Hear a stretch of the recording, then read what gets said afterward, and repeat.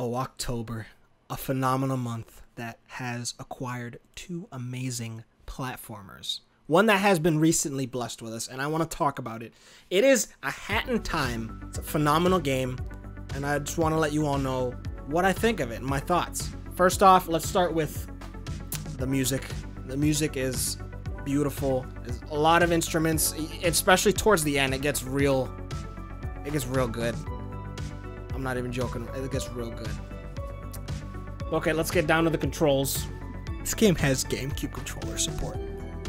What more could you ask? If you got the adapter, I'm gonna put the adapters. I'm gonna put the adapter I have in the link in the description. It works. It just works.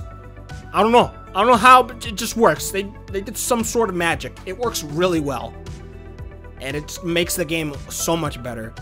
So before you play this game, I highly recommend you go out your way and grab a GameCube controller adapter and just go into your basement, go find your GameCube controllers. If you still got them, go buy a new one if you don't. Okay, we got down the music and the game controls. They're all tight controls. Only issue, camera.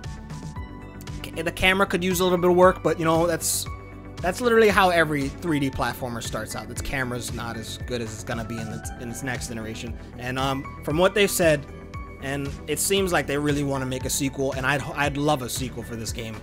But the story, it's comprised of 5 chapters, one being just a boss fight, but it's basically one level and then a boss fight. It works well though. I'd say that then there's the other levels. There's secret levels you could do. They're called time rifts. They're really cool though. I'd say that the way that the game and its story pacing is stretched out is pretty well done for the first game of this series. I'd say they did a decent job. I'd say they did an 8 out of 10 job with the story. Like, you know, for usually first games like this, they don't do well. Like Yooka-Laylee suffered from that. It suffered from pacing issues, and it seemed like it was trying to be something it wasn't. In this game definitely, without a doubt, has its own identity, which I really appreciate it. The jumping mechanics, the hat mechanics, they're phenomenal. They work really well. Towards the end of the game, you're gonna be switching it up big time.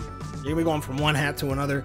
It works really well. It's weird how it works, but it works. That's another thing. Just like the GameCube controller adapter, it just works. But the difficulty, if you're a huge fan of platformers and you've played Mario Sunshine, you know, Mario 64, all the old kind of platformers that really test your skill and timing, this game will give you that itch. It'll itch that scratch that you just really want. It'll scratch you back on that one. I wouldn't consider this game incredibly difficult, but apparently they said in a free update they're gonna add a hard mode. I'd like to give that a shot. But in terms of length and content, I'd say you'd get, for story-wise, I'd say you could get a good 10 hours out of it. I haven't collected every timepiece.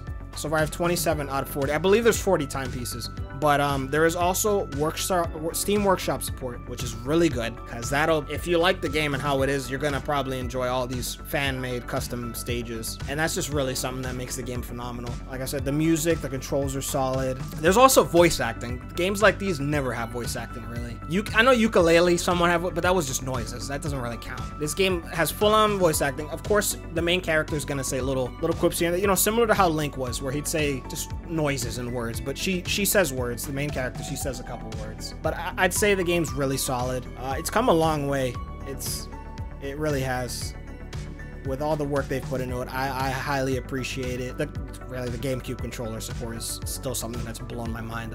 There's no platformer that I've seen try to make that effort to put that in their game, and I really like how they put that effort. And especially the Steam Workshop support. Usually, not a lot of games do that, especially the first time they make the game. Usually, it either won't have it or it will have it, and this one has it, so that's great. Supposedly, there's a co-op mode in the works. In the beta, people have said there is a co-op mode, so hopefully that comes out soon, because I really wouldn't mind playing some couch co-op with some friends on here, because this game's phenomenal. It's going to be very memorable. I highly recommend you go out and buy it. Highly recommend you go out and buy it. This game's a solid 9 out of 10. It's a solid 9 out of 10, dude. Go out and buy it. Go out and buy A Hat in Time.